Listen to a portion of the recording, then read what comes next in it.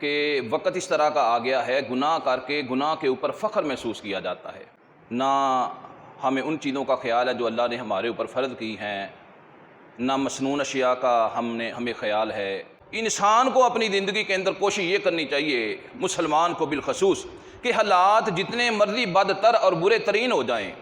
تو وہ استغفار کا دامن نہ چھوڑے۔ وَلَمْ يَرْكَعْ وَلَمْ يَسْجُدْ، اور لیکن اللہ کے رسول نے نہ رکوع کیا ہے نہ سجدہ کیا ہے۔ اس کا مطلب یہ ہے کہ کبھی کبھار آپ بغیر رکوع کے، بغیر سجدے سے بھی اللہ سے توبہ کر سکتے ہیں، اپنے گناہوں کی معافی مانگ سکتے ہیں۔ تو جب بھی حالات برے ہو جائیں نا، استغفار کی وجہ سے اللہ تعالیٰ کی ذات حالات اچھے سے اچھے کر دیتی ہے، اللہ اپنی رحمتیں نازل کرتے ہیں، کرم اور فضل کا اللہ نزول کرتے ہیں۔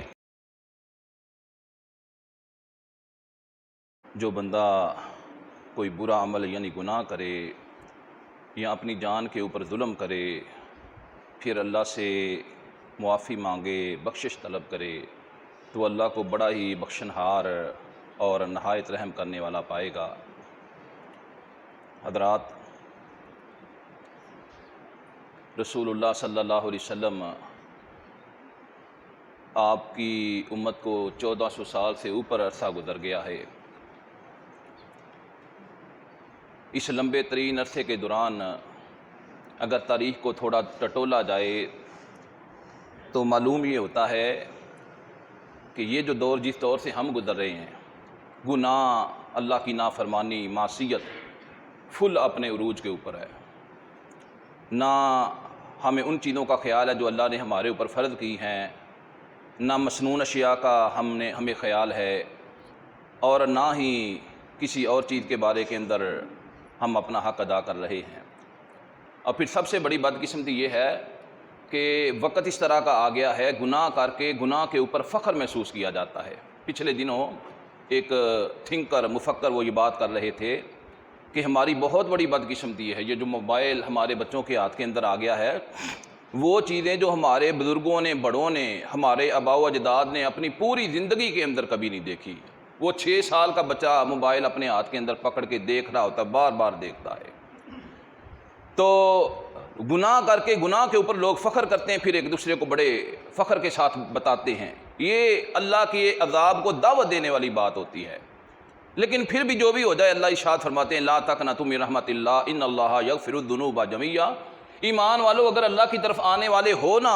پھر آپ نے نا امید نہیں ہونا۔ اللہ بخشنہار ہیں، بڑے ہی مہربان ہیں، بہت ہی رحم کرنے والے ہیں۔ تو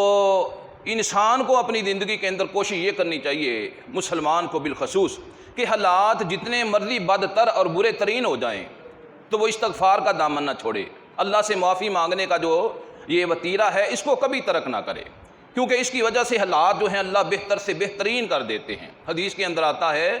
مسند احمد کی روایت ہے، حضرت امام احمد بن حنبل رحمہ اللہ علیہ فرماتے ہیں، حضرت فضل بن عباس رضی اللہ تعالی عنہ آپ فرماتے ہیں، رسول اللہ صلی اللہ علیہ وسلم کبھی کبھار ایسا ہوتا تھا کہ ان رسول اللہ صلی اللہ علیہ وسلم فقام فی الکعبہ، کہ اللہ کے رسول صلی اللہ علیہ وسلم کعبہ کے اندر گئے، فسبح وکبر، اللہ کے رسول صلی اللہ علیہ وسلم نے اللہ کی تسبیح کو بیان کیا، حمد کو بیان کیا، اور ودع اللہ، اور اللہ سے دعا کی، ہاتھ اٹھائے۔ اور اس دوران اللہ کے رسول نے دل سے ہو کے اللہ سے استغفار کی، بخشش مانگی۔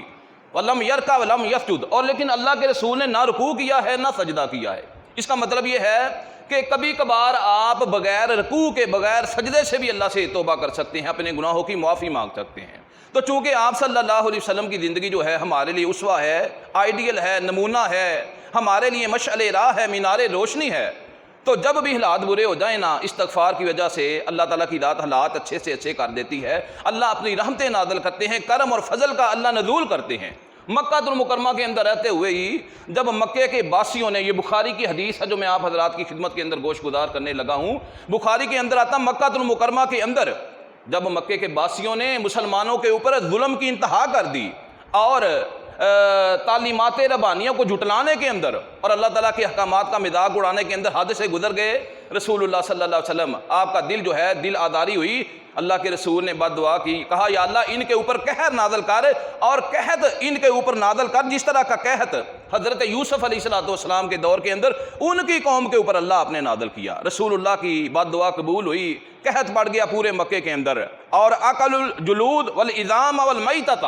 پھر اتنا برا قحط پڑا کھانے کو ایک دانہ تک نہیں ملتا تھا، ان لوگوں نے چمڑے ہڈیاں اور مردار کھانا شروع کر دیا۔ پھر ایک دن یہ اکتا کر انہوں نے اپنا ایک قاصد بھیجا، اپنا ایک بندہ بھیجا رسول اللہ کے پاس، اور جا کے کہنے لگے رسول اللہ سے جا کر سفارش کرو کہ استغفر اللہ، آپ کھلے میدان کے اندر جا کر پوری قوم کے لیے آپ استغفار طلب کریں، بخشش مانگیں، اللہ ہمارے گناہوں کو معاف کر دے، اللہ تعالی ہمارے لیے جو ہے ثانی کا راستہ پیدا کر دے، قحط کو اللہ دور کر دے۔ رسول اللہ صلی اللہ علیہ وسلم آپ باہر میدان کے اندر تشریف لائے، اللہ سے استغفار اور بخشش طلب کی، اپنی قوم کے لیے مجموعی طور پر کہا یا اللہ قحط سالی ختم کر دے اور اپنی رحمت کی برکھا اور بارش نازل فرما اور لوگوں کے لیے رزق کے جو ہے وہ اسباب پیدا کر دے۔ تو میرے بھائیو،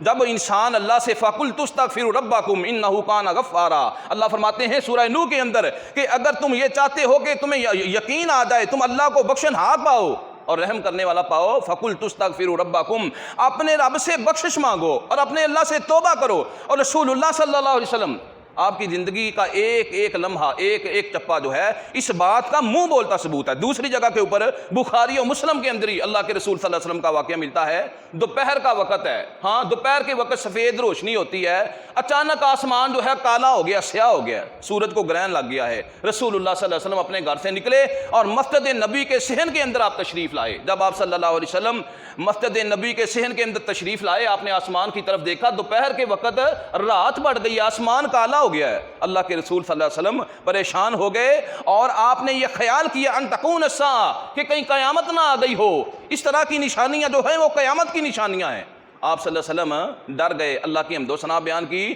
اور 2 نفل جو ہیں کمال اہتمام کے ساتھ آپ نے پڑھے اور اللہ سے کہا یا اللہ مجھ کو بھی معاف کر دے، میرے ماننے والوں کو بھی معاف کر دے، اللہ اس علاقے کے رہنے والوں کو بھی معاف کر دے۔ تو اندھیروں کو اللہ تعالیٰ کی ذات نے اجالے کے اندر تبدیل کر دیا۔ میرے بھائیو، ہر پریشانی کا حل، ہر تنگی کا حل، ہر جو ہے دکھ کا حل جو ہے وہ اللہ تعالیٰ کی ذات نے یہ استغفار کے اندر رکھا ہے، بخشش طلب کرنے کے اندر رکھا ہے۔ رسول اللہ صلی اللہ علیہ وسلم نے جب معراج کی رات عورتوں کی کثرت دیکھی، جہنم کے اندر آ کے عورتوں کو بتلایا، صحابیات کے سامنے جب اللہ کے نبی صلی اللہ علیہ وسلم نے یہ بات بیان کی